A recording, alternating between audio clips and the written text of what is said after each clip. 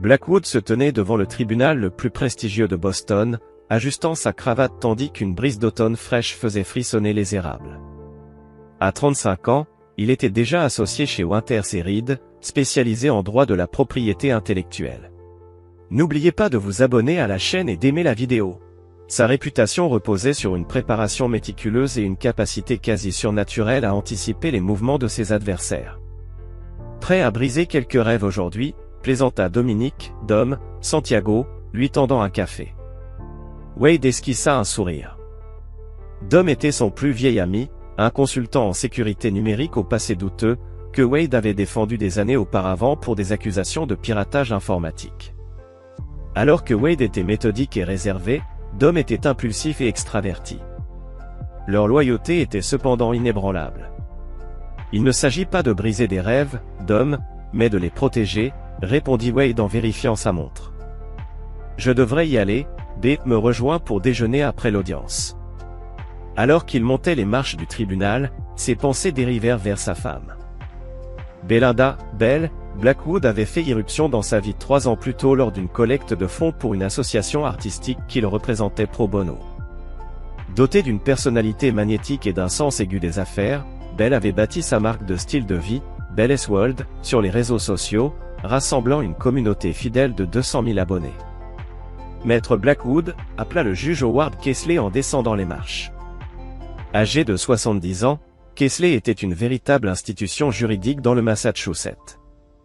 Avec ses cheveux argentés et son regard perçant, il avait pris Wade sous son aile au début de sa carrière, devenant la figure paternelle qu'il n'avait jamais eue. « Comment va mon avocat préféré ce matin ? » « Prêt à combattre, votre honneur, » répondit Wade avec respect. « Tu viens toujours dîner dimanche ? » Marianne fait son rôti de bœuf. « Je ne manquerai ça pour rien au monde, » promit Wade. Les Kesley l'avaient pratiquement adopté après la mort de ses parents alors qu'il était en faculté de droit. Dans la salle d'audience, Wade démonta habilement les arguments de la partie adverse, une entreprise technologique tentant de s'approprier l'algorithme innovant d'un petit développeur. Avant midi, il avait non seulement remporté la victoire, mais aussi obtenu un important dédommagement pour son client. Au ILS, un bistrot chic près du port, Wade observait Belle charmer le serveur d'un sourire radieux. Ses cheveux sombres tombaient en vagues parfaites, et ses yeux verts brillaient tandis qu'elle immortalisait leur déjeuner pour ses abonnés. Le contraste de leur personnalité les avait rapprochés, la précision calculée de Wade était tempérée par l'énergie spontanée de Belle. « À mon mari brillant, » dit Belle en levant sa flûte de champagne. 3 ans de mariage aujourd'hui, et je tombe un peu plus amoureuse de ton esprit chaque jour. Wade sourit et lui prit la main. Tu te souviens de notre mariage ? Ce petit bed and breakfast dans le Vermont. Comment pourrais-je oublier ? Répondit-elle, attendrie. Les fleurs, la neige, ce prêtre adorable avec son nœud papillon. Et surtout, la manière dont tu me regardais pendant nos vœux. Leur mariage avait été intime, seulement 30 invités dans un cadre historique entouré de montagnes enneigées. Wade avait surpris Belle en demandant à son auteur préféré d'officier la cérémonie. La vidéo de mariage, réalisée par un documentariste primé, avait capturé chaque instant parfait. « J'ai quelque chose pour toi », dit Wade en faisant glisser une petite boîte bleue sur la table. Belle eut un souffle de surprise en découvrant les boucles d'oreilles en émeraude vintage. « Wade, elles sont sublimes. »« Elles m'ont fait penser à tes yeux », répondit-il simplement. Alors qu'ils rentraient chez eux, dans leur brownstone de Beacon Hill, un joyau historique qu'ils avaient passé 2 ans à restaurer ensemble, Wade ressentit un contentement qu'il n'aurait jamais cru possible. Leur maison était le reflet de leur union, la précision historique de Wade s'harmonisant avec le goût de Belle pour le confort moderne. Ce soir-là, Wade travailla dans son bureau pendant que Belle préparait une séance photo pour le lendemain. Il l'avait aidé à négocier des contrats avantageux avec ses sponsors, utilisant son expertise légale pour protéger sa marque grandissante. Ses partenariats récents avec des marques de luxe en cosmétiques et en décoration avaient presque triplé ses revenus. Le téléphone de Wade vibra. Un message de son associé, Léa Jackson. « J'ai besoin de tes yeux sur le contrat Whitman ASAP. » Le client est nerveux. Il poussa un soupir et Wade leva les yeux de son écran d'ordinateur et appela Belle. « Je dois revoir ce contrat ce soir, on remet le film à plus tard. » N'obtenant aucune réponse, il se dirigea vers leur chambre et trouva Belle absorbée par son téléphone. Elle sursauta en le voyant. « Je suis désolée, c'est pour le travail, dit-elle en posant rapidement son téléphone face contre la table. « Tu dois travailler ? » Pas de problème, je suis de toute façon épuisé, répondit Wade. En retournant à son bureau, une sensation étrange s'installa dans son estomac. Belle était de plus en plus distraite ces derniers temps, annulation de plans, appels dans d'autres pièces, soirées prolongées pour des événements professionnels. Il chassa ses pensées et se concentra sur le contrat. Plus tard dans la nuit, allongé à côté de sa femme endormie, Wade ne pouvait s'empêcher de ressentir que quelque chose dans leur vie parfaite commençait à se fissurer. Chapitre 2, sous la surface. Au cours des 3 mois suivants, Wade nota les changements dans le comportement de Belle avec la même précision qu'il appliquait à ses dossiers juridiques, réunions d'urgence tard le soir avec des sponsors, changement de mot de passe sur ses comptes, réaction défensive à des questions anodines. Elle s'était inscrite à un cours de yoga matinal mais revenait avec les cheveux inexplicablement mouillés, comme si elle s'était douchée ailleurs. « Tu agis comme un de tes clients paranoïaques, » dit Dom lors de leur déjeuner habituel près du bureau de Wade.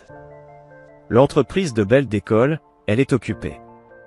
C'est plus que ça, insista Wade en montrant le relevé de carte de crédit de Belle. Regarde, 3 charges à l'hôtel Indigo le mois dernier, un hôtel à 3 rues de notre maison. L'expression de Dom devint sérieuse. Tu penses qu'elle te trompe? Je pense que quelque chose ne va pas, répondit prudemment Wade. Elle a demandé à Léa mon emploi du temps, vérifiant quand je serai au tribunal ou en rendez-vous avec des clients. Tu veux que je creuse un peu? Proposa Dom avec hésitation. Wade secoua la tête. Pas encore, j'ai besoin de plus d'informations. Cet après-midi-là, sa collègue Véronica Wu s'arrêta à son bureau. Véronica était la plaideuse la plus agressive du cabinet, réputée pour ses contre-interrogatoires impitoyables et sa connaissance encyclopédique des précédents juridiques. « J'ai vu ta femme hier, » mentionna-t-elle en s'appuyant nonchalamment contre l'encadrement de la porte. « Oh, où ça ?» demanda Wade en gardant son calme. « Au bistrot d'or. » Elle était avec Maxwell Harrington. Wade resta impassible malgré le nœud qui se formait dans son estomac. Max Harrington était le fondateur flamboyant de Fresh Start Law, un cabinet de divorce connu pour ses tactiques agressives et son marketing tapageur. Probablement une réunion d'affaires, dit-il. Ça ne ressemblait pas à une affaire, répondit prudemment Véronica. Je pensais que tu devrais le savoir. Après le départ de Véronica, Wade fixa son écran d'ordinateur, les mots devenant flous. Une recherche rapide fit apparaître le site web de Max Harrington, avec des photos dramatiques en noir et blanc de l'avocat et des slogans comme « Votre passé ne définit pas votre avenir » et « La liberté commence avec un nouveau départ ». Avec son sourire parfait et ses costumes de créateur, Harrington ressemblait plus à une star de cinéma qu'à un avocat. Lors d'un dîner organisé par leurs amis ce week-end-là, Wade remarqua que Belle se tendait lorsque leur amie commune, Amara Okafor, mentionna avoir vu un panneau publicitaire criard pour un avocat spécialisé en divorce, Fresh Start Law. Ce type a l'air de sortir d'une émission de télé-réalité, dit Amara en roulant des yeux. Belle changea rapidement de sujet, mais plus tard, Wade observa Amara regarder Belle avec une expression préoccupée. Après la fête, tandis que Belle disait au revoir aux autres invités, Wade s'approcha d'Amara. « Y a-t-il quelque chose que je devrais savoir sur Belle ?» demanda-t-il doucement. Amara hésita. « C'est probablement rien. Je l'ai juste vu déjeuner avec quelqu'un il y a quelques semaines. Elle ne m'a pas vu et elle semblait intime avec lui. » Max Harrington, suggéra Wade. La surprise d'Amara confirma ses soupçons. « Je suis désolé, Wade. » La confirmation finale arriva une semaine plus tard. Alors que Belle était à une séance photo, Wade découvrit que leur iPad partagé avait reçu des notifications et messages d'un numéro inconnu. L'aperçu montrait « Tu me manques déjà, hâte de te voir ce soir quand il sera parti. » Wade ouvrit la conversation et sentit le monde s'effondrer autour de lui. Des dizaines de messages entre Belle et Max, romantiques, explicités, pire encore, remplis de moqueries à son égard. « Il est tellement ignorant » avait écrit Belle. « Il me suffit de mentionner une urgence de travail et il retourne à ses contrats. » Le mari workaholic classique, avait répondu Max, exactement le type sur lequel nous construisons notre entreprise. Wade téléchargea l'intégralité de la conversation avant de supprimer les messages de l'appareil. Puis il appela Dom. J'ai besoin de tout ce que tu peux trouver sur Maxwell Harrington. Chapitre 3, ligne de fracture. 8 mois, dit Wade, sa voix étrangement calme, face à Belle de l'autre côté de l'îlot de la cuisine. Tu couches avec lui depuis 8 mois. Le visage de Belle se décomposa. Wade, je ne sais pas de quoi tu parles. Ne m'insulte pas, l'interrompit Wade en faisant glisser les impressions de ses messages avec Max sur le comptoir en marbre. Je sais pour les chambres d'hôtel, les cours de yoga, les plans que vous faites. Le choc de Belle se transforma rapidement en défi. Très bien, oui, je vois Max. Pourquoi? La simple question sembla la déstabiliser. Parce que tu ne me vois plus depuis des années, Wade. Tu es marié à tes dossiers, à ta précieuse réputation. Je ne suis qu'un accessoire, la jolie femme qui fait bien paraître le partenaire.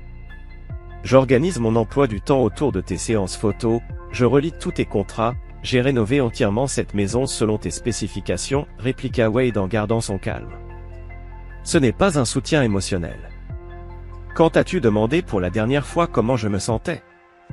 Quand m'as-tu regardé comme Max le fait? Chapitre 3, les révélations. Wade était assis à son bureau, le regard fixé sur l'écran de son ordinateur, où une série de messages entre sa femme, Belle, et son avocat spécialisé en divorce, Maxwell Harrington, s'affichaient. Les mots semblaient danser devant ses yeux, chaque ligne renforçant le poids de la trahison.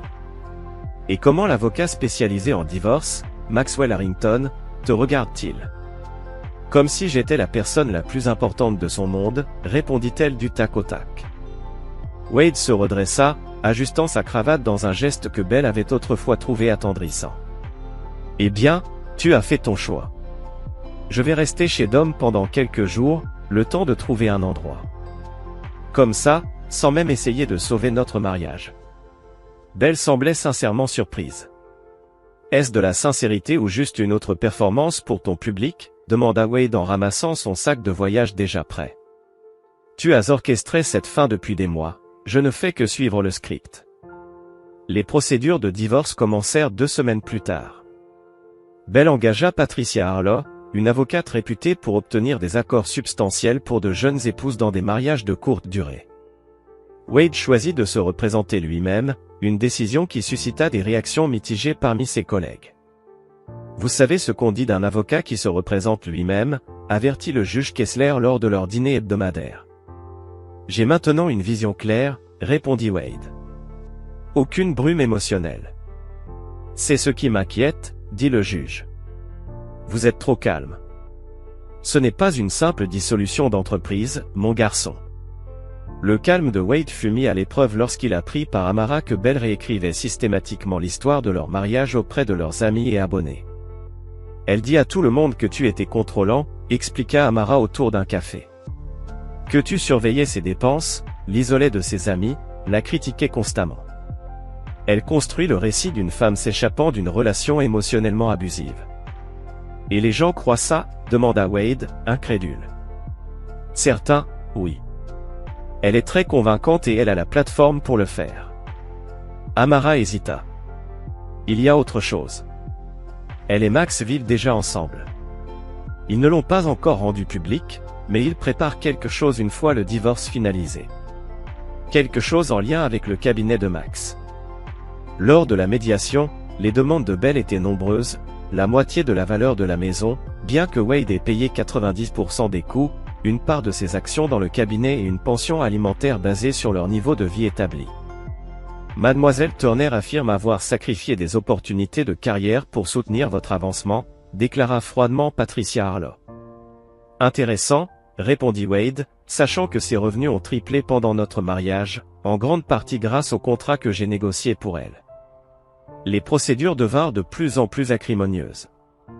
L'équipe de Belle divulgua des détails sélectifs aux colonnes de Potin, dépeignant Wade comme froid et calculateur.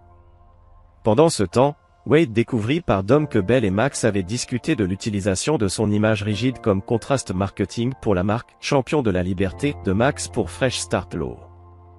Il prévoit d'exploiter votre divorce comme stratégie marketing, expliqua Dom, montrant à Wade des emails qu'il avait récupérés. Max voit Bell à la fois comme partenaire et comme égérie de ses services.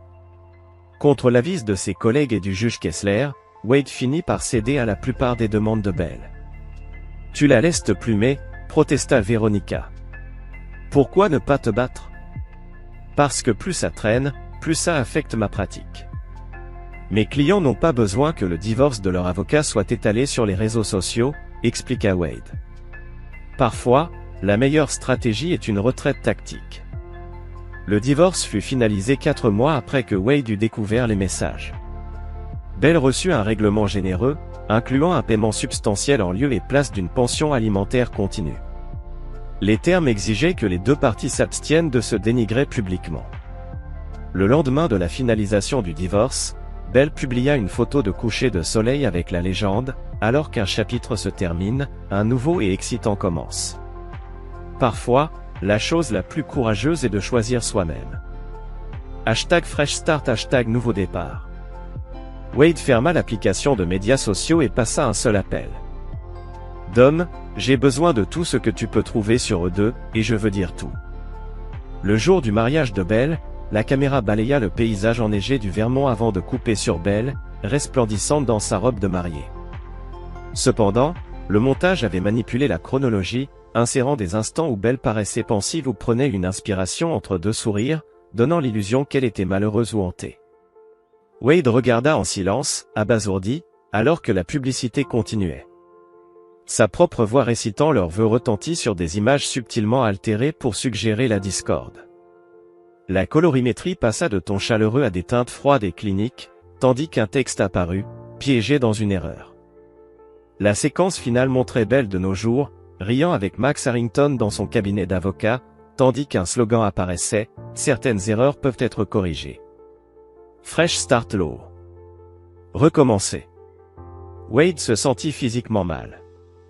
Leurs moments les plus intimes, leurs vœux écrits ensemble, leur danse où il lui avait murmuré qu'elle l'avait sauvé après la mort de ses parents, leur coupe du gâteau où ils avaient ri jusqu'à en pleurer étaient tous recontextualisés comme une mise en garde. Son téléphone sonna. Brunswick Technology. Avec un effort immense, Wade se recomposa et répondit. « Monsieur Blackwood, nous avons discuté de votre proposition », commença le PDG maladroitement. « À la lumière des récents développements, nous pensons qu'il serait préférable de reporter notre décision. » Récents développements ? Wade garda un ton neutre. La publicité. Nous ne pouvons pas nous permettre d'être associés à des controverses personnelles, j'en suis sûr, vous comprenez. Dans l'après-midi, la publicité était devenue virale. Les blogs juridiques discutaient des implications éthiques, les réseaux sociaux généraient des mémés, et 3 clients potentiels s'étaient déjà rétractés. Pendant ce temps, la popularité de Bell explosait, des milliers de personnes affluant vers son profil en quête de drames supplémentaires. Finalement, Wade décida de répondre aux appels de Dom. « C'est passible de poursuite, Wade », fulmina Dom, « ils n'ont pas seulement utilisé des images de toi sans consentement, ils les ont manipulées pour te diffamer professionnellement. Ils prétendront que c'était la propriété de Bell et que c'est protégé comme discours commercial, » répliqua Wade. « Tu vas juste laisser passer, » exigea Dom. « Je n'ai pas dit ça, » répondit Wade d'un ton que Dom reconnut immédiatement. « Je vais gérer ça à ma manière. » Wade se rendit au nouveau domicile de Bell et Max, un luxueux immeuble en centre-ville. Le concierge, le reconnaissant des réseaux sociaux de Bell, appela à contre-séure. Dans l'appartement opulent, Bell était installé sur un canapé blanc tandis que Max préparait des cocktails au bar intégré. Tous deux affichaient un air satisfait. « Wade, quelle surprise !» s'exclama Bell d'un ton faussement choqué. « On pensait que tu appellerais avant de passer. » Retirez la publicité, dit Wade simplement. « Elle est déjà diffusée sur 3 chaînes locales, » répliqua Max en tendant un martini à Bell. « Bon taux de réponse jusqu'ici. Vous avez manipulé des images privées pour nuire délibérément à ma réputation, » affirma Wade d'une voix calme. « C'est passible de poursuite sous plusieurs chefs d'accusation. » Bell ricana. « C'est aussi ma vidéo de mariage, Wade. »« Bien commun, tu te souviens. » Si tu penses que l'accord de divorce couvrait les droits sur mon image et ma ressemblance, tu as reçu de très mauvais conseils juridiques, répliqua Wade en fixant Max. Max avança, prenant un ton conciliant. Ce n'est rien de personnel, c'est juste du business.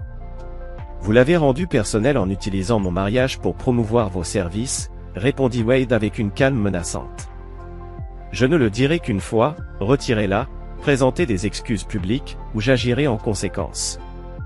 Max eut un sourire condescendant. C'est une menace? Car menacer un confrère avocat. C'est une courtoisie professionnelle, l'interrompit Wade. Une que je ne répéterai pas. Alors qu'il tournait les talons, Belle l'interpella. Si tu avais été aussi passionné pendant notre mariage que tu le es pour ta précieuse réputation, on serait peut-être encore ensemble. Wade s'arrêta à la porte. Tu sais quelle est la différence entre nous, Belle? Moi, je croyais réellement au vœu que tu es en train de vendre au plus offrant. De retour dans son appartement, Wade commença à appeler ses contacts. Son plan prenait forme. Chapitre 5, élaboration de la stratégie. Wade s'assit à son bureau, les doigts tapotant nerveusement sur le bois poli. Les ramifications de la situation actuelle étaient claires, il fallait prouver les dommages subis. Avec le retrait de Brunswick Technology, cela suffit-il à prouver les dommages, demanda-t-il, les sourcils froncés. Absolument, répondit Loretta, son associé juridique, en ajustant ses lunettes sur son nez. Mais je soupçonne que l'impact est plus vaste. Wade hocha la tête, son expression se durcissant. D'autres clients potentiels se sont également désistés. De plus, 2 clients existants ont exprimé des inquiétudes concernant la mauvaise publicité. Pendant ce temps, Dom, leur enquêteur privé, avait découvert un schéma troublant dans les pratiques de Max. Ce n'est pas la première fois qu'il agit ainsi, expliqua Dom, étalant des dossiers sur la table de la salle à manger de Wade. J'ai trouvé 3 autres cas où Max a représenté des femmes en instance de divorce, a ensuite entamé des relations avec elles, puis a utilisé ces relations dans sa stratégie marketing. Wade se pencha en avant, l'intérêt éveillé. L'une d'elles était-elle encore cliente lorsque la relation a commencé?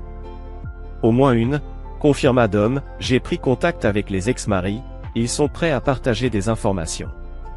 Wade reprit également contact avec Amara, organisant une rencontre dans un café discret, loin des lieux habituels de Belle. Il prévoit une émission de télé-réalité, révéla Amara, glissant un prospectus qu'elle avait obtenu grâce à son travail dans une société de médias. Nouveau départ, suivant Belle et Max alors qu'ils construisent leur vie ensemble tout en aidant d'autres personnes à échapper à des mariages toxiques. Il la propose à des plateformes de streaming. Utiliser les images de mon mariage n'était que le début. Wade serra les dents. Belle a également été approchée pour écrire des mémoires, ajouta Amara. Elle teste du matériel auprès de ses abonnés proches, racontant ton comportement contrôlant, ta distance émotionnelle. C'est de la diffamation de caractère, murmura Wade, sentant la colère monter. La percée la plus significative de Wade vint de Naomi Shah, une ancienne associée du cabinet Fresh Start Law, qui avait quitté l'entreprise dans des circonstances houleuses. Max encourageait systématiquement les clients à exagérer les allégations de violence émotionnelle pour obtenir de meilleurs accords, expliqua Naomi dans le bureau de Wade, tordant nerveusement un trombone. Il appelait cela l'amélioration narrative. La publicité était son idée. Il planifie ce genre de choses depuis qu'il a rencontré Belle. Loretta se pencha en avant. Accepteriez-vous de témoigner à ce sujet? Naomi hésita, le regard fuyant. Il a des dossiers compromettants sur tous ceux qui ont travaillé pour lui.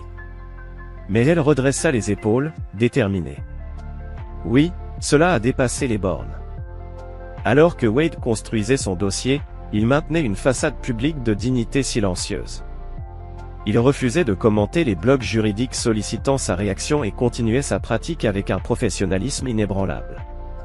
Cette retenue ne faisait qu'alimenter la curiosité du public, de nombreux observateurs juridiques notant que « le silence de Blackwood en dit long et pourrait indiquer quelque chose de substantiel en préparation ». À la 4e semaine, Wade avait assemblé une stratégie juridique exhaustive, ciblant de multiples vulnérabilités dans les actions de Belle et Max.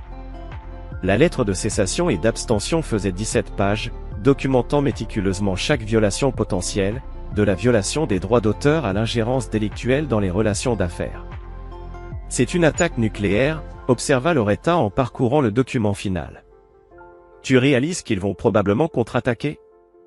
Wade acquiesça. Je compte là-dessus. La découverte fonctionne dans les deux sens. Le juge Kessler, examinant la lettre par courtoisie, haussa un sourcil. Il ne s'agit plus seulement de la publicité, n'est-ce pas? Cela n'a jamais été seulement à propos de la publicité, reconnut Wade. Il s'agit de responsabilité. Alors qu'il se préparait à envoyer la lettre, Wade reçut des informations de Dom selon lesquelles Bell et Max avaient conclu un accord de développement pour leur émission de télé-réalité et prévoyaient une annonce de fiançailles pour coïncider avec le communiqué de presse de l'émission. Le timing stratégique a toujours été ma force, nota Wade, instruisant Loretta de retenir l'envoi de la lettre. Attendons qu'ils soient pleinement engagés dans leur nouvelle entreprise. Chapitre 6, contre-offensive. Bell n'était pas dupe. Malgré son image cultivée d'influenceuse au style de vie insouciant, elle avait construit une marque prospère grâce à des décisions commerciales calculées et une observation aiguisée. Elle remarqua les réunions de Wade avec Tran Collins et les ex-maris des anciennes clientes de Max. Lorsqu'Amara devint soudainement indisponible pour des déjeuners, Bell connecta les points. « Il prépare quelque chose », dit-elle à Max alors qu'il se détendait près de la piscine sur le toit de leur immeuble. Wade ne perd pas gracieusement. « Qu'il essaie », répondit Max, balayant ses inquiétudes d'un geste de la main tout en parcourant des lieux potentiels pour leur fête de fiançailles. La publicité est une expression protégée. De plus, quel juge à Boston statuerait contre moi, un homme qui s'est représenté lui-même lors de son divorce? Pour un homme qui s'était représenté lui-même lors de son divorce, l'arrogance était la faille fatale de Max. Mais Bell n'était pas convaincue. « Tu ne le connais pas comme moi. Il est le plus dangereux quand il est silencieux. » Suivant son instinct, Bell commença sa propre collecte de renseignements. Elle cultiva une amitié avec une parajuriste du cabinet de Wade, cherchant ostensiblement des conseils pour une abonnée traversant un divorce. À travers des conversations informelles, elle apprit que Wade consultait des spécialistes en litige médiatique. « Nous devons prendre les devants », insista Bell auprès de Max, une action préventive. Max accepta à contre-séure et ils lancèrent une subtile contre-offensive. Bell commença à publier des messages allusifs sur les. Craignant que ses appareils aient été compromis, elle n'accusa jamais directement Wade, mais laissa des indices pour que ses abonnés tirent leurs propres conclusions. Max intensifia les choses en déposant une plainte pour harcèlement contre Wade, l'accusant de contacter ses anciens clients, ce qui, selon lui, constituait une ingérence dans sa pratique.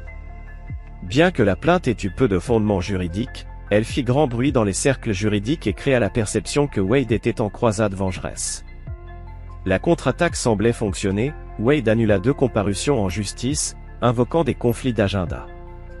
Les blogs juridiques notèrent qu'il paraissait distrait lors d'une audience de routine. Aperçu en public, il semblait négligé, un contraste frappant avec sa présentation habituellement impeccable. Bell et Max se sentirent suffisamment confiants pour annoncer leur fiançailles avec une séance photo élaborée pour un magazine de mode. L'interview accompagnant comprenait des références soigneusement formulées à la guérison de traumatismes relationnels passés et à la découverte de l'amour au moment le plus inattendu avec la personne qui m'a aidé à découvrir ma valeur. Le développement de leur émission de télé-réalité s'accéléra, les producteurs étant enthousiasmés par l'intérêt croissant du public pour leur relation. Le titre provisoire, Chang, des nouveaux départs à l'amour après la liberté, positionnait Bell et Max à la fois comme des protagonistes romantiques et des croisés aidant les autres à échapper à des mariages malheureux. Pour capitaliser davantage sur leur élan, Bell commença à présenter plusieurs cadeaux de mariage dans ses publications sur les réseaux sociaux, notamment une rare édition originale d'un livre que le mentor de Wade lui avait offert, ainsi que des objets de famille des parents décédés de Wade, qui avaient une valeur sentimentale inestimable. « N'est-ce pas franchir la ligne ?» demanda Amara lorsqu'elle rendit visite à Bell sous le prétexte d'une réconciliation. « Ils sont ma propriété selon le règlement », haussa les épaules Bell. De plus, ils font de superbes accessoires pour l'esthétique. Max, enhardi par leur victoire apparente, tenta de débaucher l'un des clients les plus importants de Wade, un innovateur technologique que Wade représentait depuis des années. Il organisa une rencontre fortuite lors d'un événement de l'industrie et laissa subtilement entendre que le comportement récent de Wade suggérait une instabilité émotionnelle. « Je connais Wade Blackwood depuis des années », déclara plus tard le client directement à Wade. Max Harrington a suggéré que vous pourriez avoir des difficultés, il a dit que je devrais envisager une autre représentation avant que vos problèmes n'affectent mes affaires. Wade remercia le client pour sa loyauté et prit note de l'interaction. Alors que Bell et Max se préparaient à signer les contrats finaux pour leur émission de télé-réalité, Wade semblait en chute libre, il manqua une échéance pour un mémoire important, des photos de lui dans un bar pendant les heures de travail firent surface, et des rumeurs circulaient selon lesquelles les associés de son cabinet envisageaient une intervention. « Nous avons gagné », déclara Max la veille de la signature de leur contrat. « Ton ex s'est autodétruit exactement comme prévu. » B n'était pas convaincu. « C'est trop pratique. » Wade ne craque pas publiquement. « Tu t'inquiètes trop », balaya Max en versant du champagne pour célébrer. D'ici demain, nous aurons un contrat de développement à 7 chiffres et Wade Blackwood sera de l'histoire ancienne. Cette nuit-là, Dom envoya un message à Wade depuis l'extérieur du bâtiment de Bell et Max, où il surveillait leurs activités. Tout est en place. Wade, assis dans son appartement impeccablement organisé, entouré de dossiers, de classeurs de preuves et d'impressions de réseaux sociaux, tous méticuleusement catalogués et annotés, répondit simplement, envoie-le demain à 9h précises. Chapitre 7, la lettre. À 9h précises, un coursier, nécessitant une confirmation de signature, livra des enveloppes manies identiques à 3 endroits simultanément, le cabinet d'avocats de Max, le studio de contenu de Bell et la société de production développant leur émission de télé-réalité. Max était en pleine consultation avec un client potentiel lorsque son assistant l'interrompit, les yeux écarquillés, « Monsieur, vous devez voir cela immédiatement. » L'enveloppe contenait une lettre de cessation et d'abstention, contrairement à tout ce que Max avait rencontré en 15 ans de pratique. S'étendant sur 23 pages de violations légales minutieusement documentées, elle démantelait systématiquement chaque aspect de leur campagne commerciale sur les réseaux sociaux et de l'émission de télé-réalité prévue. La lettre, imprimée sur le prestigieux papier à en-tête de Loretta Blackstone, commençait par un résumé impartial. Cette lettre constitue un avis formel d'action en justice engagée contre Maxwell Harrington, Belinda Turner, Fresh Start Law LLC et Pinnacle Productions concernant l'utilisation non autorisée et illégale de matériel protégé par des droits d'auteur, l'appropriation illicite de l'image, la présentation sous un faux jour, la diffamation, la violation des accords de confidentialité, l'ingérence délictuelle dans les relations commerciales et les violations des normes éthiques de l'Association du barreau du Massachusetts. Ce qui suivit fut une éviscération méthodique de leur position légale, violation du droit d'auteur, documentée avec le contrat original montrant que Trump maintenait la copropriété de toutes les séquences de mariage avec des interdictions spécifiques contre l'utilisation commerciale sans le consentement de toutes les parties, analyse financière détaillée des dommages causés à la pratique de Wade, y compris des affidavits de Brunswick Technology et de 3 autres clients citant explicitement la publicité comme raison de leur retrait, preuve de montage manipulateur constituant une présentation sous un faux jour, avec des comparaisons côte à côte des séquences originales et de la version publicitaire, horodatée et authentifiée par le cinéaste, déclaration sous serment d'anciens associés de Fresh Start Law concernant le schéma de Max d'amélioration narrative et d'exploitation des clients, documentation de la possession par Bell de. La lettre détaillait également l'exposition publique des objets de famille d'Ewa, en violation des clauses confidentielles de leur accord de règlement, fournissant des preuves des tentatives directes de Max pour débaucher les clients de Wade par des déclarations diffamatoires. Plus dévastateur encore, la lettre révélait que Wade avait déjà déposé des plaintes officielles auprès de l'ordre des avocats concernant les violations éthiques de Max, avec des témoignages à l'appui d'anciens clients et associés. La lettre se concluait par des exigences non négociables, retrait immédiat de tout contenu commercial incluant des séquences du mariage, rétractation publique et excuses, restitution des objets personnels spécifiés non couverts par le règlement du divorce, compensation pour les dommages financiers documentés, et un accord contraignant de cesser tout commentaire public sur Wade Blackwood. C'est un bluff, balbutia Max, mais le conseiller juridique de son cabinet, Robert Yamada, qui avait été convoqué pour examiner la lettre, avait l'air sombre. Si même la moitié de ces allégations peuvent être prouvées, nous faisons face à une exposition sérieuse, avertit Robert. La plainte auprès de l'ordre à elle seule pourrait déclencher une enquête déontologique. De l'autre côté de la ville, Belle reçut sa copie pendant qu'elle tournait du contenu pour un sponsor de produits de soins de la peau. Ses mains tremblaient en lisant l'annexe détaillée listant chaque publication sur les réseaux sociaux constituant une potentielle diffamation par implication. Son premier appel fut pour Max, qui était inhabituellement silencieux. « Ne dis rien à personne », ordonna-t-il. « Nous devons coordonner notre réponse. » Avant midi, des nouvelles de l'action en justice avaient fuité sur des blogs juridiques. La publicité, qui générait une activité significative pour le cabinet de Max, devint soudainement toxique, les clients potentiels craignant d'être entraînés dans des litiges. Les contacts sponsors de Belle commencèrent à demander des éclaircissements sur la situation, deux d'entre eux demandant explicitement de retarder les collaborations prévues jusqu'à ce que l'affaire soit résolue. Les producteurs de l'émission de télé-réalité furent les premiers à céder. À 15 h, ils avaient mis le projet de développement en attente indéfinie, en attendant la résolution des problèmes juridiques. Vous nous aviez assuré qu'il n'y aurait aucune complication, réprimanda le producteur exécutif à Max lors d'une conférence téléphonique tendue. Maintenant, nous apprenons que votre prémisse entière peut constituer une diffamation continue et une violation des droits d'auteur. Wade maintint un silence public complet, ne confirmant ni ne niant l'action en justice. Cette retenue calculée n'a fait qu'intensifier les spéculations médiatiques, plusieurs commentateurs juridiques notant que la nature exhaustive de la mise en demeure suggérait des mois de préparation méticuleuse. Blackwood a apparemment joué aux échecs pendant que Harrington jouait aux dames, écrivit un blogueur juridique. Le timing, attendre qu'ils aient sécurisé des accords commerciaux dépendant du contenu contesté, suggère une patience stratégique que peu d'avocats pourraient maintenir après une telle provocation publique. Le soir, le bureau de Max avait reçu des appels de sept clients inquiets demandant l'assurance que leurs affaires ne seraient pas affectées par la tempête juridique en cours.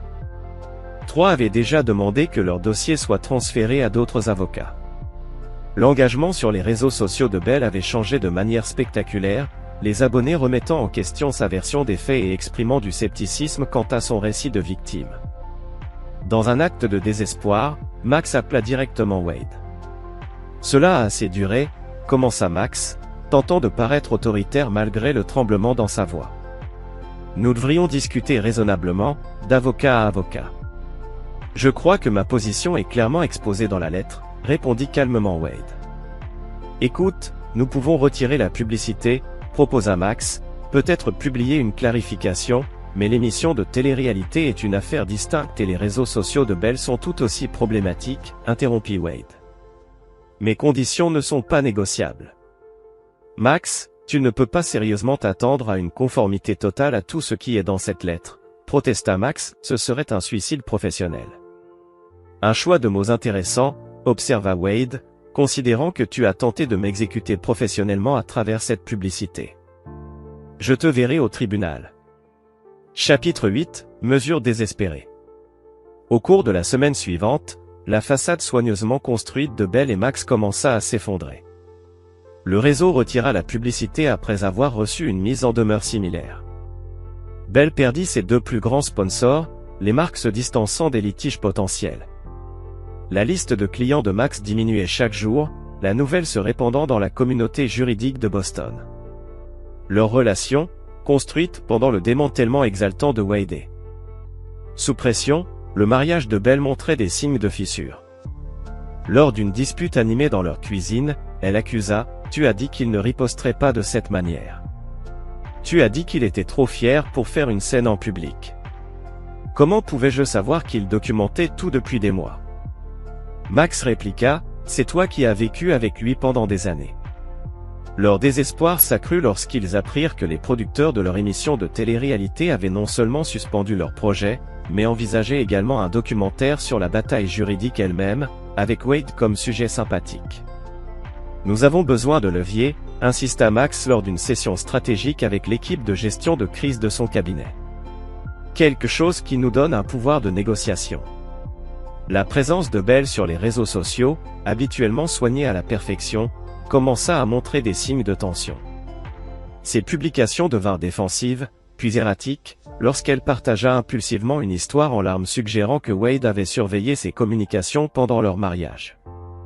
Ses métriques d'engagement chutèrent alors que ses abonnés ressentaient son désespoir. Max engagea le détective privé Russell Parnell pour creuser plus profondément dans le passé et les activités actuelles de Wade, espérant découvrir quelque chose, n'importe quoi, qu'il pourrait utiliser comme contre-levier. Tout le monde a des squelettes dans son placard, assura Max à Bell. Wade Blackwood n'est pas celui qu'il prétend être. 2 semaines après le début de l'enquête, Parnell rapporta des nouvelles frustrantes. Je n'ai jamais vu quelqu'un d'aussi propre, admit-il dans le bureau de Max, pas d'aventure, pas d'irrégularité financière, même pas une contravention de stationnement en 5 ans. Son travail pro bono est légitime, ses impôts sont impeccables. Et son ami Santiago, pressa Max, c'est votre seul angle potentiel, confirma Parnell. Leur amitié remonte à une affaire de piratage où les charges ont été abandonnées dans des circonstances inhabituelles, mais il n'y a aucune preuve d'activité illégale actuelle.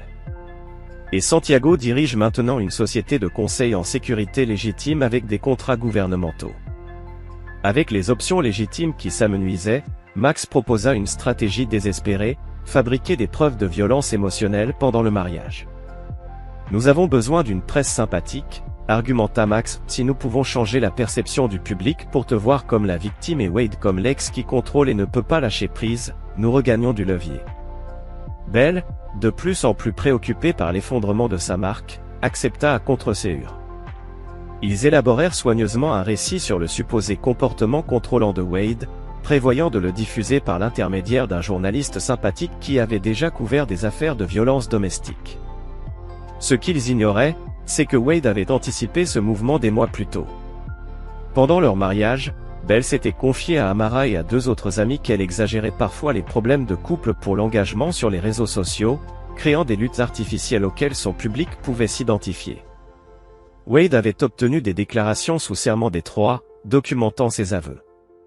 Lorsque le journaliste contacta l'avocate de Wade pour commenter les allégations de Bell, Loretta fournit ses déclarations sous serment ainsi que des messages textes de Bell à des amis décrivant Wade comme « trop gentil » et « frustrant de perfection ». L'histoire fut immédiatement abandonnée. Alors que leurs options se réduisaient, Bell tenta de se réconcilier avec Amara, espérant obtenir des informations sur la stratégie de Wade. Lors d'un déjeuner inconfortable, Bell chercha des informations tout en prétendant rechercher l'amitié. « Je m'inquiète pour Wade », dit Bell avec une inquiétude feinte. Cette vendetta ne lui ressemble pas. T'a-t-il dit quelque chose? La réponse d'Amara fut mesurée. Il n'a pas dit grand-chose, mais j'ai remarqué quelque chose d'intéressant dans sa nouvelle maison. Quoi? Bell se pencha en avant avec empressement. La seule photo qu'il a encore de vous 2 ensemble est celle du gala de charité où vous vous êtes rencontrés, dit Amara pensivement. Il m'a dit que cela lui rappelle que les gens ne sont pas toujours ce qu'ils prétendent être, que certaines leçons valent le prix payé pour elles. L'information n'était pas un levier utile, mais elle troubla profondément Bell. La situation professionnelle de Max se détériora davantage lorsqu'il découvrit que les dossiers financiers de son cabinet avaient été assignés à comparaître dans le cadre de l'enquête élargie du barreau. L'enquête incluait désormais des questions sur la gestion des fonds des clients et des arrangements potentiels de partage d'honoraires avec des non-avocats, une violation éthique grave. Le stress culmina lors d'une dispute publique au Sorina, un restaurant italien haut de gamme, où Bell et Max dînaient avec des investisseurs potentiels pour une nouvelle entreprise. Leur échange animé sur la stratégie dégénéra en accusations personnelles, Bell reprochant à Max des conseils juridiques qu'il avait exposés à des responsabilités. Alors que Max accusait Bell de lui cacher des informations cruciales sur son mariage, un client dînant à une table voisine a enregistré leur dispute. La vidéo est rapidement devenue virale, ajoutant une humiliation supplémentaire à leurs problèmes déjà accablants. Dans un ultime geste désespéré, Bell a contacté directement Wade avec une menace à peine voilée. « J'ai encore les journaux intimes que ta mère tenait », a-t-elle envoyé par texto tard dans la nuit. « Ceux où elle parle de la dépression de ton père. J'envisage de les utiliser pour un article sur la stigmatisation de la santé mentale à moins que tu ne préfères discuter de termes plus raisonnables. » La réponse est venue immédiatement, ce serait une très mauvaise idée. Bell sourit, croyant enfin avoir trouvé un levier de pression. Ce qu'elle ignorait, c'était que Wade était déjà au téléphone avec Dom, elle est passée à la menace explicite contre la mémoire de ma famille, dit Wade calmement. Activez la phase finale. Chapitre 9, la rétribution ***. La plainte déposée par Wade Blackwood contre Bell Turner, Maxwell Harrington, Fresh Start Law LLC et d'autres parties associées est rapidement devenue connue dans les cercles juridiques sous le nom de la rétribution. Composé de 342 pages, ce document méticuleusement étayé établissait de nouveaux standards en matière de litige personnel. Contrairement à la lettre de cessation et d'abstention, qui avait été livrée en privé, cette plainte a été déposée publiquement devant la Cour, rendant toutes les allégations accessibles au public. Les médias se sont emparés de l'affaire immédiatement, avec une couverture extensive et des experts juridiques exprimant leur stupéfaction face à la nature complète et à la solidité des preuves fournies. Ce n'est pas un procès, c'est un bombardement juridique, a commenté Sofia Martinez, analyste juridique dans une émission matinale nationale. Blackwood a documenté chaque déclaration, chaque publication, chaque décision commerciale avec une précision médico-légale. Plus important encore, il a établi un schéma d'exploitation calculé qui transforme cette affaire d'un simple différend privé en une question d'éthique professionnelle. L'impact sur Bell et Max s'est révélé triple, juridique, professionnel et public. Juridiquement, il faisait face à des demandes dépassant les 7 millions de dollars en dommages et intérêts, sans compter d'éventuelles punitions supplémentaires. L'assurance de faute professionnelle du cabinet de Max a refusé de couvrir les frais, arguant que les actes étaient intentionnels et relevant davantage du marketing commercial que de la pratique juridique protégée. Professionnellement, l'Association du barreau du Massachusetts a accéléré son enquête sur les pratiques de Max, 3 anciens clients ayant témoigné de relations personnelles développées alors qu'ils étaient encore sous sa représentation. Le cabinet de Max a commencé à perdre ses collaborateurs à un rythme alarmant. De son côté, Bell a vu son empire social médiatique s'effondrer alors que la plainte révélait sa manipulation systématique des métriques d'engagement pour obtenir des contrats de sponsoring. Une expertise en forensique numérique a mis en lumière son recours massif à l'achat de followers, de commentaires et d'interactions truquées, déclenchant la fuite de ses derniers sponsors. Le coup de grâce est venu de la création de la Clarity Foundation par Wade, une organisation dédiée à aider les victimes de pratiques abusives dans les divorces et sur les réseaux sociaux. Avec le juge Kessler comme président et plusieurs anciens clients de Max siégeant au conseil, la fondation a immédiatement gagné en crédibilité dans les milieux juridiques et associatifs. Sa première campagne de sensibilisation mettait en avant des témoignages de personnes ayant été incitées à exagérer leurs accusations pendant un divorce ou qui avaient souffert de la manipulation de leur image sur les réseaux sociaux. Bien que ni Bell ni Max ne soient nommés, les parallèles étaient évidents. Leur relation, déjà fragile, s'est effondrée sous la pression. Leur dispute publique chez Sorina n'était que le prélude à une séparation privée encore plus amère. « Tu t'es servi de moi pour te venger de lui », accusa Bell lors de leur dernière confrontation dans leur appartement, autrefois luxueux, aujourd'hui encombré de cartons.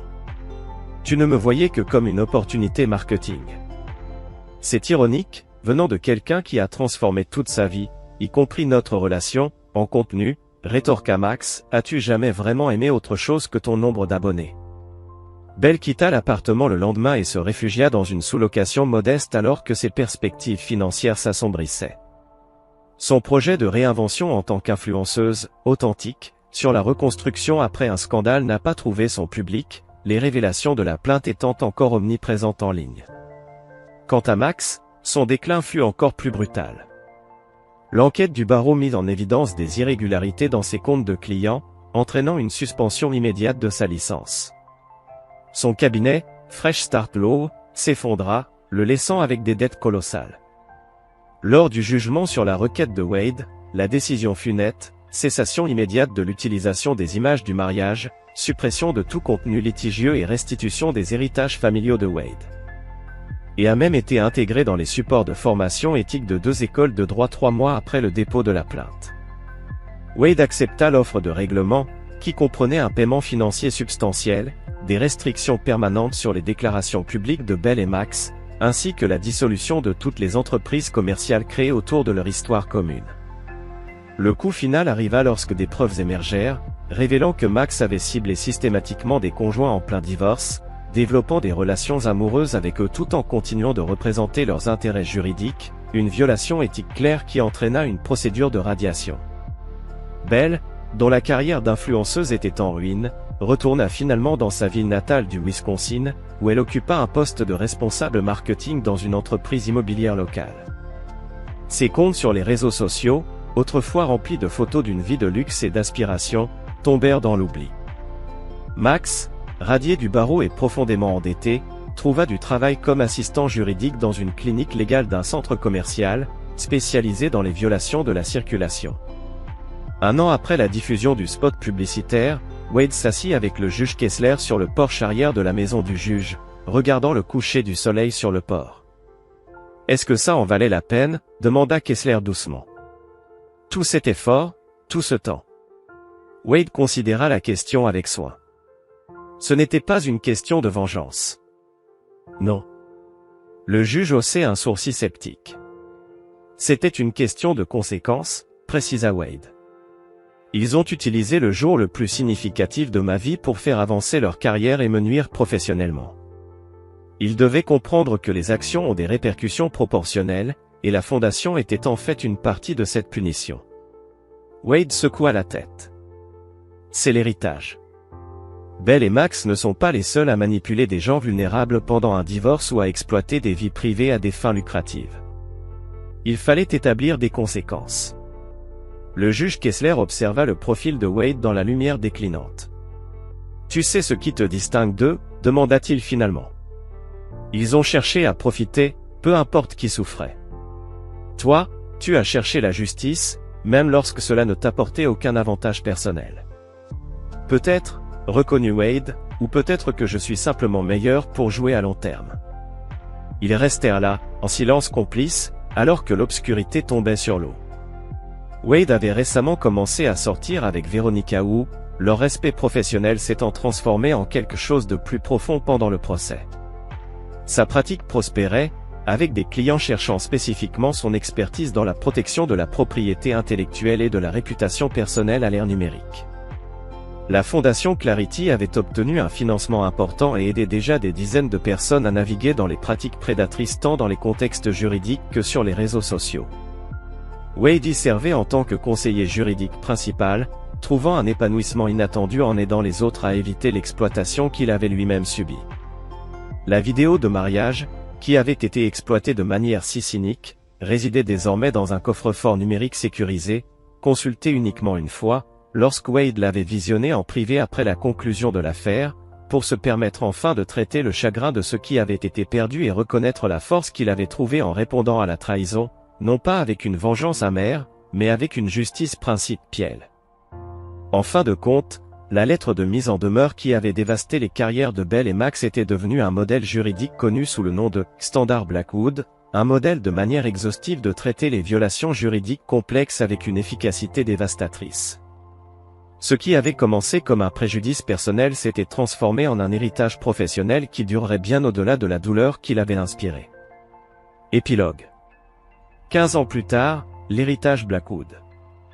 La neige tombait en épais flocons à l'extérieur des fenêtres du plafond au sol de l'auditorium de la Harvard Law School, créant un cadre paisible pour l'assemblée debout à l'intérieur.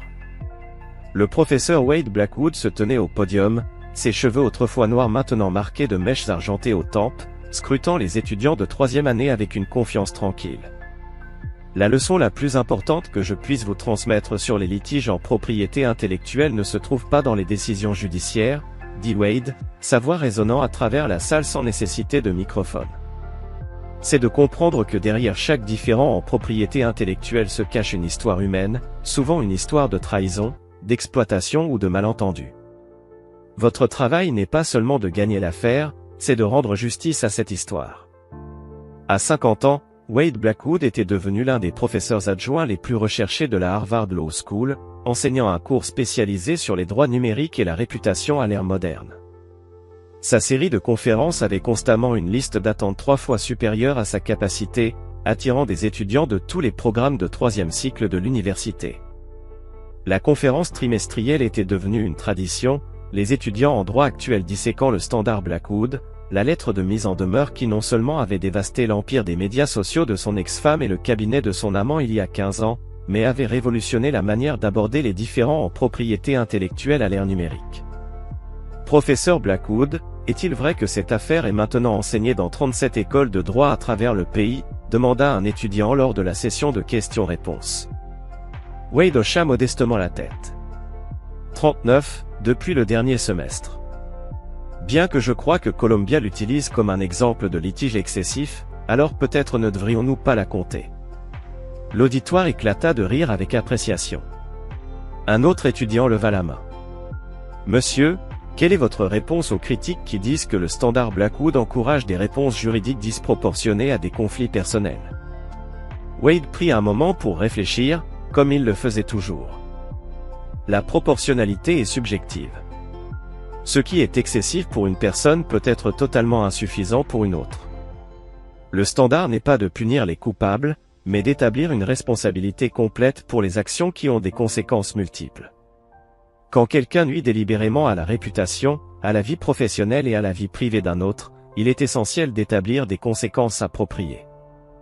Et la dignité personnelle simultanément, la réponse doit aborder chaque dimension de ce préjudice. Après la conférence, Wade rassembla ses matériaux tandis que les étudiants quittaient la salle, beaucoup d'entre eux restant pour capter une dernière perle de sagesse. Le juge de la Cour suprême Howard Kessler attendait patiemment en coulisses, ses cheveux autrefois argentés maintenant d'un blanc-neige, mais ses yeux toujours aussi perçants à 85 ans. « Vous ne mentionnez jamais son nom, » dit Kessler, alors qu'ils marchaient ensemble vers le salon des professeurs. « Pas une seule fois, en toutes ces années de conférences, cela n'a jamais été à propos de Bell, » répondit simplement Wade, ni de Max. Il s'agissait de poser des limites qui protègent les gens de l'exploitation. Personnaliser cela diminuerait le principe. Kessler sourit d'un air entendu et pourtant, le principe existe parce qu'il a d'abord été personnel.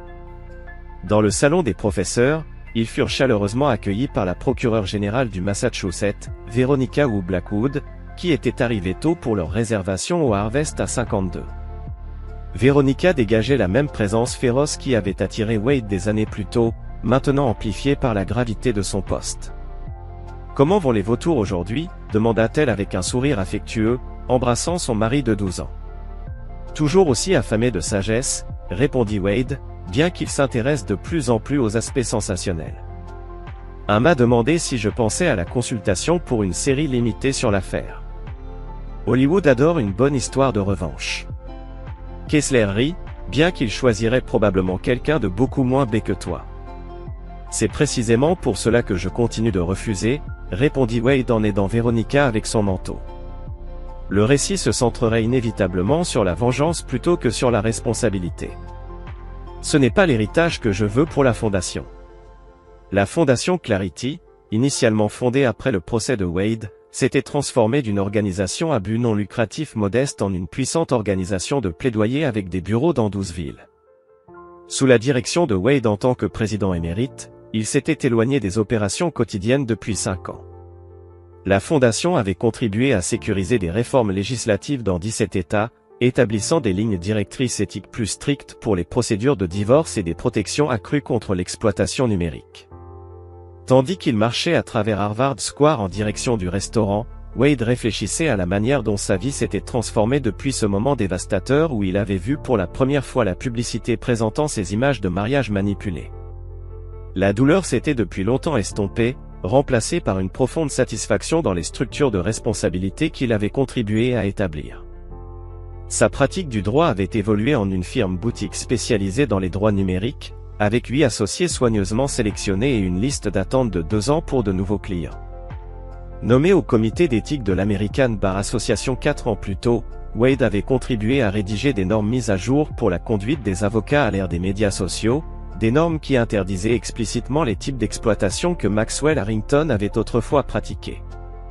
Lorsqu'ils s'assirent à leur table habituelle, juste au moment où Kessler leva son verre pour un toast à l'héritage, il dit d'un ton significatif, Wade et Veronica joignirent leur toast. Leurs alliances, simples en platine avec des inscriptions assorties lisant « Vérité et acteur », captaient la lumière des bougies. Parlant d'héritage, Veronica enchaîna avec un léger sourire aux lèvres. Naomi a appelé cet après-midi. Les papiers pour l'adoption avancent. Nous serons peut-être grands-parents d'ici l'été. L'expression de Wade se radoucit.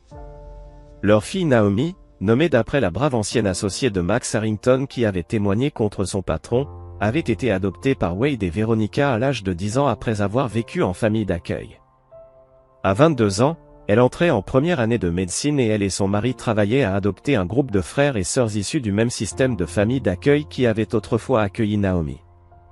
La vie a une certaine poésie, comme l'a observé Kessler, de l'exploitation à la défense des droits, de la perte à la famille, tout en cercle. Wade hocha pensivement la tête. Ce n'est pas un cercle, c'est une spirale. Nous revenons à des points similaires, mais à des élévations différentes. Plus tard dans la soirée, chez eux, dans leur maison victorienne qu'ils avaient restaurée ensemble, alliant l'appréciation de Wade pour le détail historique aux sensibilités modernes de Veronica, Wade était assis dans son bureau en train d'examiner les candidatures pour le programme de bourse de la fondation. Son téléphone vibra avec un message de Dom. « J'ai repéré une référence intéressante à nos vieux amis. Appelle quand tu peux. » Wade sourit légèrement. Dominique Santiago avait mis à profit son expertise en sécurité pour développer une consultance internationale prospère, travaillant avec des gouvernements et les grandes entreprises concernant les protocoles de cybersécurité. Bien que ces méthodes frôlaient parfois les limites légales, le code éthique fondamental de Dom restait intact. Il n'avait jamais perdu son instinct protecteur envers Wade, maintenant une surveillance passive pour toute mention de Bell Turner ou Maxwell Harrington qui pourrait indiquer des ennuis. Des ennuis ? Wade l'appela immédiatement. Devine qui tente de revenir. La voix de Dom conservait cette touche espiègle familière malgré les années. Je suppose que tu es sur le point de me le dire, répondit Wade. Notre ami Max apparaît dans un podcast sur la rédemption professionnelle. Très contrit, très humble. Il prétend être un homme changé après sa chute difficile mais mérité de sa gloire. Wade ressentit un éclat de curiosité, mais aucune anxiété. Mentionne-t-il des noms ? Je préfère ne pas le dire, mais le sous-texte est clair pour quiconque connaît l'affaire. Il se positionne comme consultant en éthique juridique, maintenant. Si tu apprécies l'ironie, Wade, je te laisse imaginer cela. Wade réfléchit à cette information. Ça lui cause-t-il des torts réels ? Pas à ma connaissance. Il essaie simplement de reconstruire un semblant de pertinence. Le podcast a un public minimal. Alors laissons-le faire, décida Wade. Chacun mérite une chance de se réinventer. Après avoir raccroché, Wade se retrouva à réfléchir au parcours de Maxwell Harrington après sa radiation. Max avait disparu de la vue du public pendant des années. Des renseignements occasionnels de Dom l'avaient suivi à travers une série de tentatives de plus en plus désespérées pour utiliser ses connaissances juridiques, travailler comme « ghostwriter » pour des avocats légitimes, consultant sous des pseudonymes, et même une brève période à enseigner des cours parallèles dans une école communautaire avant que son passé ne soit découvert. Wade ne ressentait ni satisfaction ni rancune face aux luttes de Max. Les conséquences avaient été proportionnelles à ses actions. Pas plus, pas moins. Si Max avait trouvé un chemin vers la rédemption authentique, Wade n'avait aucun désir de l'en empêcher. Le parcours de B avait été nettement différent. Après son retrait initial à Wisconsin, elle avait progressivement reconstruit une présence en ligne modeste, axée sur une vie authentique et la récupération de la honte publique. Contrairement à Max, elle n'avait jamais cherché à nier ses responsabilités pour ses actions. Au lieu de cela, elle les avait intégrées dans une narration de croissance personnelle. 5 ans après le procès, Bell avait publié un mémoire intitulé Filtered, My Journey from Influence to Authenticity, qui avait réalisé des ventes modestes et comportait une reconnaissance soigneusement formulée de ses actions nuisibles. Wade avait reçu une copie accompagnée d'une simple note manuscrite, « Je suis désolé. J'espère que tu as trouvé la paix. » Il n'y avait pas répondu, mais avait fait don du livre à la bibliothèque de recherche de la Fondation. Selon les mises à jour occasionnelles de Dom, Bell s'était finalement mariée avec un professeur de lycée de sa ville natale, avait eu 2 enfants et construit une petite entreprise durable offrant des services de conseil en marketing aux entreprises locales. Elle maintenait une présence discrète sur les réseaux sociaux, se concentrant principalement sur sa famille et sa communauté, plutôt que sur la construction de sa marque personnelle. Wade n'éprouvait aucune animosité envers elle. La leçon avait été apprise. Les frontières établies. Que pouvait exiger la justice de plus ? Alors qu'il se préparait à se coucher, Veronica le rejoignit, l'enveloppant de ses bras par derrière. La mise à jour de Dom te fait réfléchir sur le passé, dit-elle. Wade sourit. Après 12 ans de mariage, Veronica le comprenait parfaitement. Juste un peu. C'est fou de voir à quel point la vie nous transforme tous, pour le meilleur ou pour le pire. Elle acquiesça, posant sa tête contre son épaule. Je préfère notre meilleur à leur pire. Wade se redressa légèrement. Ce n'était jamais une question de meilleur ou de pire, mais uniquement de vérité et de conséquences. Veronica rit doucement. C'est ce qui te rend extraordinaire, Wade Blackwood. La plupart des gens veulent de la vengeance, toi, tu n'as voulu que de la responsabilité. Alors qu'il se couchait, les pensées de Wade dérivèrent vers l'emploi du temps du lendemain, une réunion matinale avec le directeur exécutif de la fondation, des rendez-vous l'après-midi avec des clients, un dîner avec Amara Okafor et son mari pour discuter de l'expansion du programme jeunesse de la fondation. Amara était restée une amie fidèle au fil des ans, rejoignant finalement le conseil d'administration de la fondation et prenant en charge ses initiatives éducatives. Son soutien indéfectible durant les moments les plus sombres de Wade avait jeté les bases d'une amitié à vie, qui s'étendait maintenant à leur famille. Juste avant que le sommeil ne le prenne, Wade réfléchit que la plus grande victoire n'avait pas été le procès, ni même l'impact durable du Blackwood Standard, mais bien la famille qu'il avait construite des cendres de la trahison. Non seulement Veronica et Naomi, mais aussi le cercle élargi d'amis et de collègues loyaux, partageant son engagement pour la vérité et la responsabilité. Vie parallèle. La Fresh Start Legal Clinic occupait un petit local coincé entre un magasin de matelas à prix réduit et une boutique de cigarettes électroniques dans la banlieue de Phoenix. À l'intérieur, Maxwell Harrington, maintenant vêtu d'une barbe grise bien taillée qui dissimulait partiellement sa calvitie, était assis en face d'une jeune femme nerveuse, passant en revue ses papiers de divorce. Souvenez-vous, Madame Jiménez, la divulgation complète est obligatoire, conseilla Max, sa voix professionnelle mais chaleureuse. Cacher des biens finit toujours par se retourner contre vous. Croyez-moi. À 53 ans, Maxwell Harrington n'avait plus rien à voir avec l'avocat flamboyant dont le visage ornait autrefois des panneaux publicitaires à travers Boston. Les costumes de créateurs avaient été remplacés par une tenue décontractée mais modeste. Le sourire parfait, maintenant tempéré par des années d'humilité, avait été appris de force après sa radiation, 15 ans plus tôt. Au début, Max s'était accroché à la dénégation, la faute de Wade Blackwood, de Bell, de l'association du barreau, tout le monde sauf lui pour sa chute. Les 5 premières années avaient été une spirale de tentatives d'affaires échouées, d'argent emprunté, une tentative de plus en plus désespérée de mettre ses connaissances juridiques à profit sans franchir la ligne du droit. Le point tournant était survenu durant une période particulièrement sombre, lorsqu'il faisait face à une expulsion de son appartement. Max avait alors pris un emploi dans un centre d'appel pour une hotline juridique, guidant anonymement les appelants à travers des questions juridiques basiques. Là, il avait redécouvert quelque chose de longtemps enfoui sous son ambition, une véritable satisfaction à aider les gens à naviguer dans le dédale juridique. Au fil des années, Max avait reconstruit une vie modeste autour de ce bureau découvert, après avoir obtenu une certification pour travailler dans le domaine juridique parallèle. Et accomplissant des milliers d'heures de services communautaires, il avait établi la Fresh Start Legal Clinic, offrant une assistance à faible coût aux individus se représentant eux-mêmes dans les affaires de droit de la famille, opérant sous la supervision d'avocats agréés, comme l'exigeait un règlement avec l'association du barreau. Max avait trouvé une satisfaction inattendue en guidant les clients à travers les formalités administratives, les procédures judiciaires et les attentes réalistes. Ces erreurs passées, ouvertement reconnues dans le matériel promotionnel de la clinique, étaient devenues des leçons d'avertissement qu'il partageait avec les clients tentés par des actions en justice vengeresse. Alors que Madame Aînée quittait avec ses papiers remplis, l'assistante de Max, Louisa, entra avec son café de l'après-midi. L'affaire Aînée est simple, lui dit-il en parcourant ses notes, mais prévoit un peu plus de temps pour sa prochaine visite. Elle aura autant besoin de soutien émotionnel que d'orientation procédurale. C'est déjà fait, confirma Louisa. Elle précisa aussi qu'un producteur de podcast avait rappelé. Il voulait organiser une interview de suivi. Max hésita. Sa récente apparition dans l'émission Fallen Stories of Professional Redemption avait généré des sentiments partagés.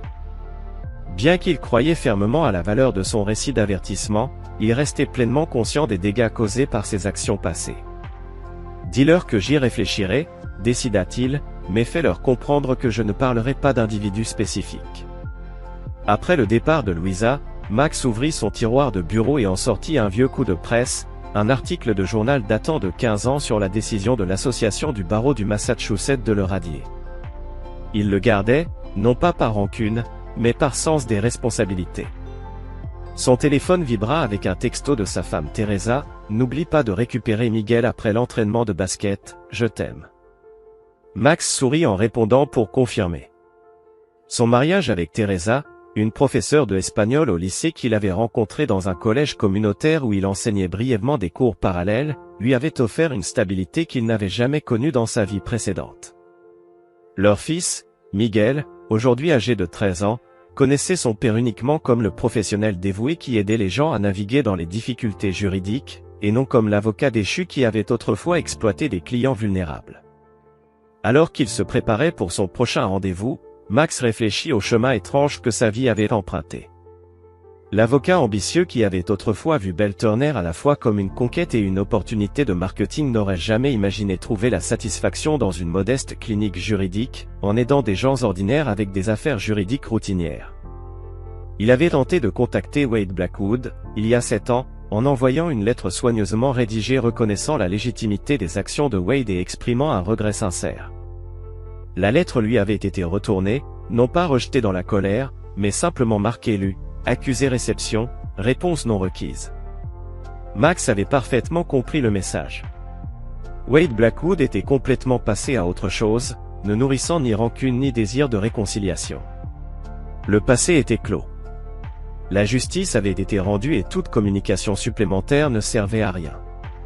Dans ces moments de réflexion, Max reconnaissait que la réponse complète de Wade à ses actions destructrices l'avait en fin de compte sauvé de lui-même.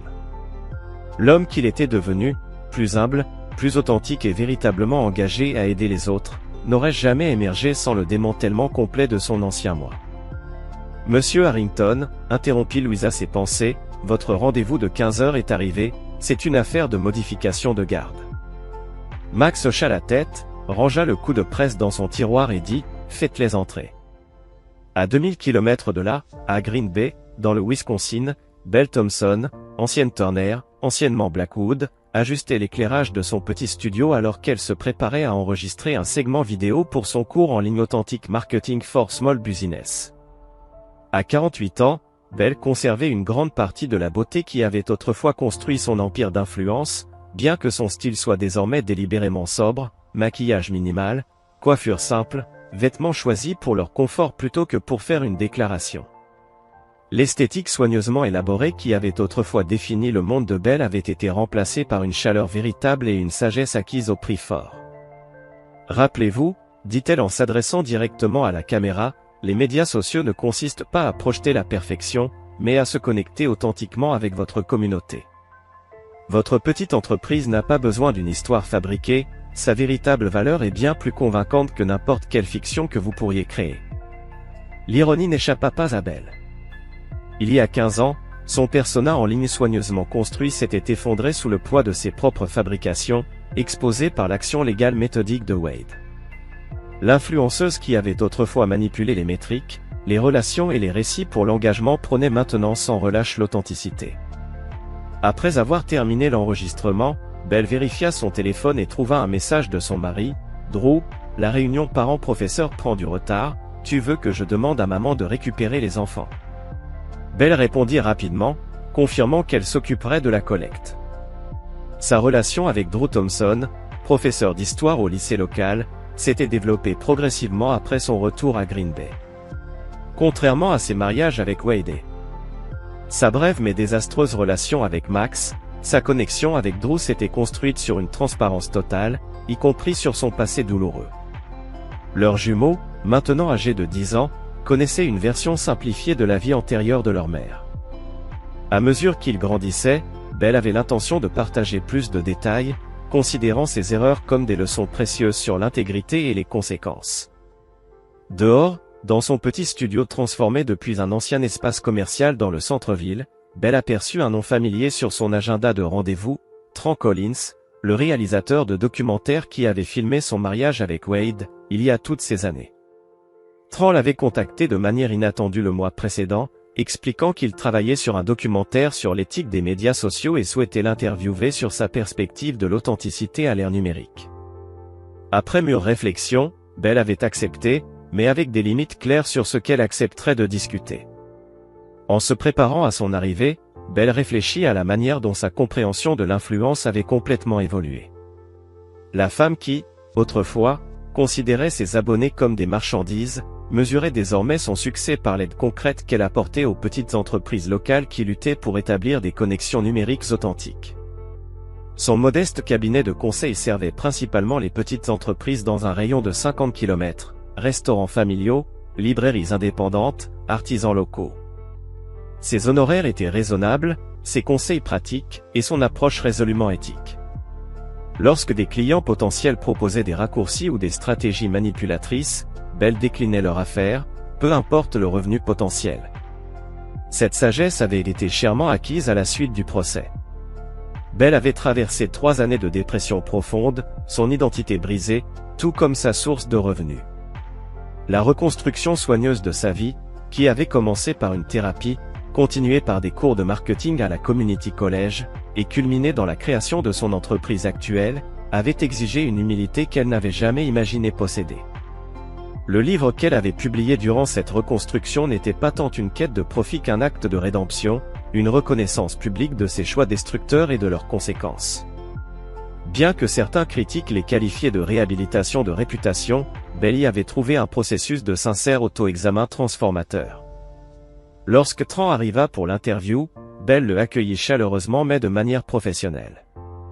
Maintenant dans la cinquantaine avancée, avec une carrière distinguée dans la documentation des enjeux éthiques du numérique, Tran avait évolué, passant de vidéaste de mariage à documentariste respecté. Avant de commencer, dit Belle alors qu'il s'installait dans sa petite salle de conférence, je tiens à clarifier mes limites. Je ne veux pas parler de Wade de manière personnelle. Toute référence à notre mariage ou à notre divorce doit se concentrer sur mes actions et leurs conséquences, pas sur lui. Tran hocha la tête, sans surprise. C'est tout à fait approprié. Ce n'est pas une question de personnalité, mais de l'évolution de l'éthique numérique. Votre perspective, en tant que personne ayant vécu les deux côtés de cette évolution, est précieuse. Durant l'interview, Belle parla franchement de son parcours, de l'exploitation à la défense des causes. J'utilisais les relations comme du contenu, sans considérer le coût humain, expliqua-t-elle. Je considérais mon mariage comme du matériel, plutôt que comme une confiance sacrée. Lorsque cette approche a détruit tout ce que j'avais construit, j'ai dû réévaluer fondamentalement ce que signifie vraiment l'influence. Après l'interview, Tran resta quelques instants. Tu sais, j'ai vu Wade le mois dernier à Harvard. Il enseigne un cours sur les droits numériques. Belle hocha la tête, une émotion complexe traversant son visage. Cela a beaucoup de sens. Il a toujours compris mieux que la plupart le pouvoir de l'information. Il ne parle jamais de toi dans ses cours, remarqua Tran. Jamais, pas par amertume, ajouta-t-il. Ça semble plus être une question de principe. Ça ressemble à Wade, admit Belle. Pour lui, ce n'était jamais personnel, c'était une question de poser des limites qui ne devraient jamais être franchies. Elle hésita avant de demander, est-ce qu'il est heureux? Il semble épanoui, répondit Tran prudemment. Son travail avec la Clarity Foundation a aidé des milliers de personnes. Belle sourit légèrement. C'est bien. Cela compte plus que le bonheur, je pense. Lorsque Tran partit, Belle vérifia son emploi du temps pour le reste de la journée, récupérer les jumeaux à l'école, préparer le dîner, puis une réunion municipale en soirée où elle présenterait sa proposition pour des programmes de littératie numérique dans les écoles locales. La vie qu'elle avait reconstruite ne ressemblait en rien à l'existence glamour qu'elle avait autrefois projetée en ligne. Sa maison était modeste, sa garde-robe pratique, ses économies suffisantes mais pas extravagantes. Pourtant, les relations qu'elle avait formées avec Drew, leurs enfants, et la communauté locale possédaient une authenticité que sa vie précédente n'avait jamais eue. Dans son bureau, un seul rappel de son passé, une page encadrée du procès de Wade, listant les mensonges spécifiques qu'elle avait propagés. Non pas affichés par masochisme, mais comme un rappel quotidien que l'intégrité, une fois compromise, exige une vigilance constante pour être maintenue. Alors qu'elle rassemblait ses affaires pour partir, Belle réfléchit que peut-être la leçon la plus importante de sa chute spectaculaire était la reconnaissance que la véritable influence ne se mesurait pas en abonnés ou en métriques d'engagement, mais en impact positif sur des vies réelles. Selon cette mesure, son existence modeste actuelle contenait plus de succès authentiques que ses précédentes apparentes victoires. La soirée du 15e anniversaire de la Clarity Foundation remplissait le grand hall du Fairmont Copley Plaza à Boston. Des invités distingués des communautés juridiques, académiques et militantes se mêlaient sous des lustres en cristal, célébrant une organisation qui était passée de la réponse personnelle d'un homme à une injustice à une force nationale pour la responsabilité dans les espaces numériques.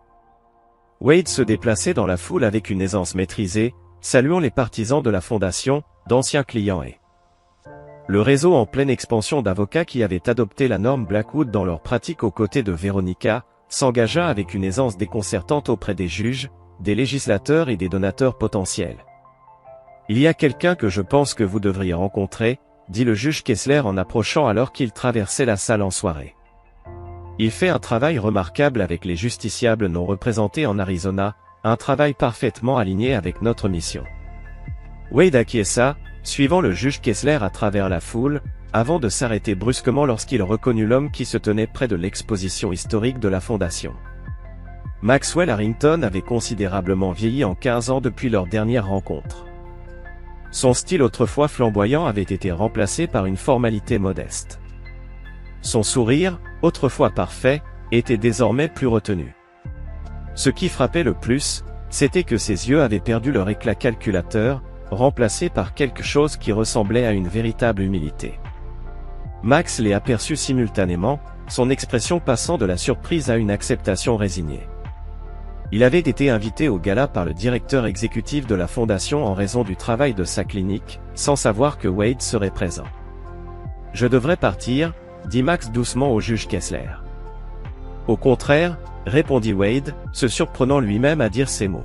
« La fondation existe précisément grâce aux leçons tirées de notre histoire commune. » Un silence inconfortable s'étira entre eux, jusqu'à ce que Veronica fasse un pas en avant. « Je comprends que votre clinique à Phoenix a développé une approche innovante pour aider les survivants de violences domestiques à naviguer dans les ordonnances de protection, dit-elle. Reconnaissant l'opportunité professionnelle, Max acquiesça. « Nous avons créé des documents simplifiés qui augmentent les taux de complétion d'environ 40%. Nous serions heureux de partager nos matériaux avec la Fondation. » La conversation qui suivit resta strictement professionnelle, se concentrant entièrement sur le travail plutôt que sur le passé.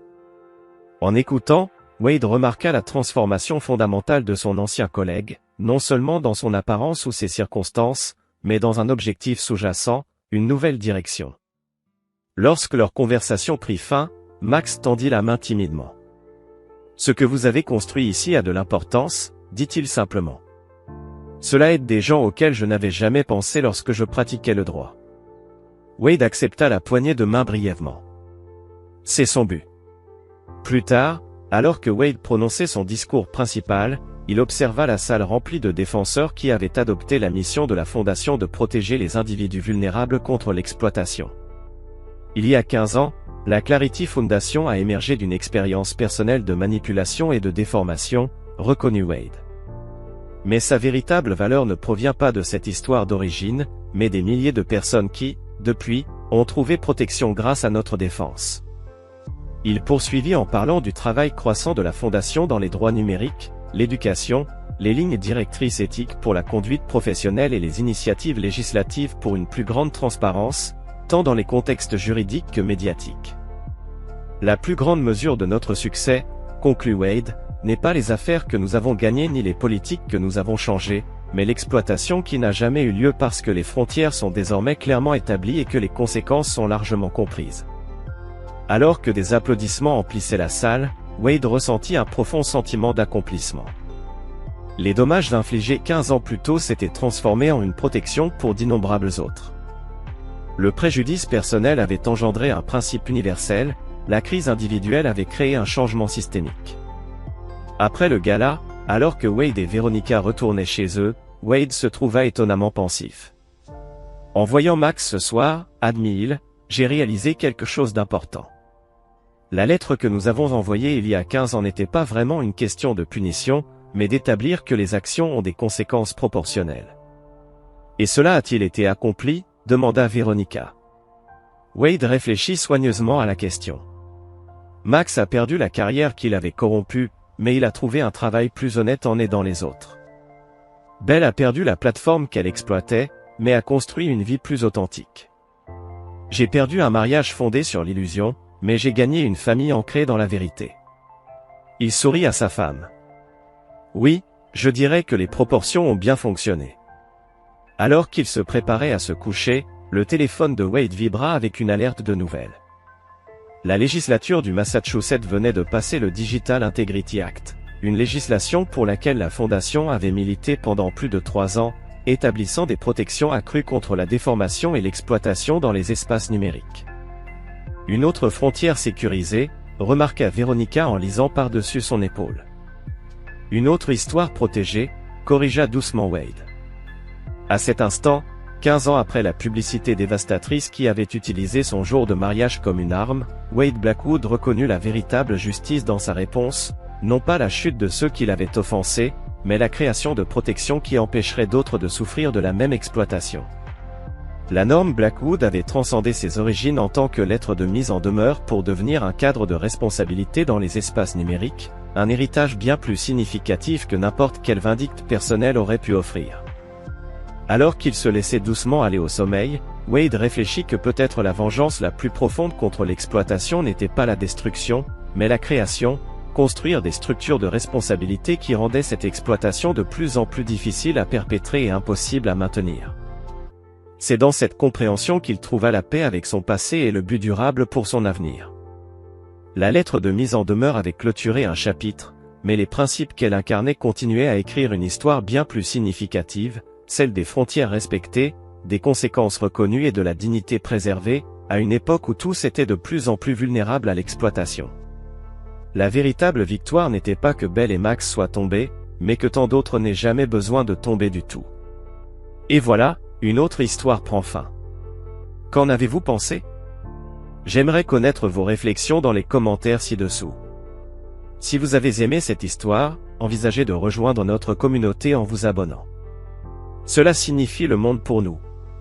Pour plus d'histoires comme celle-ci, jetez un œil aux vidéos recommandées à l'écran, et je vous y retrouverai. To get to where I was, bro.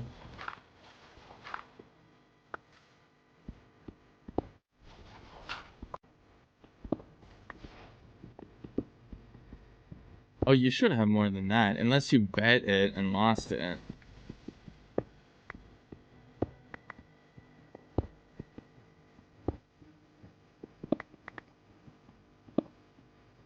No bets yet? Okay, well, let me give you exclamation point, add points. Because you're supposed to get 1,000 for following, but you followed before.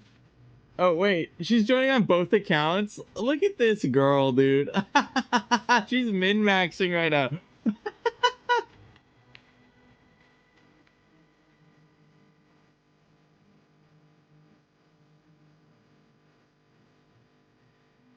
I'm trying to build an empire. Dude, she's gonna... Oh my god, she's so smart, dude. She's gonna farm on both accounts, and then she's gonna give all of her mana from her alt to her main. Oh, it's... Dude, she's diversifying her income. She has understood the value of passive income. She understands compound interest, bro. It's so over for y'all.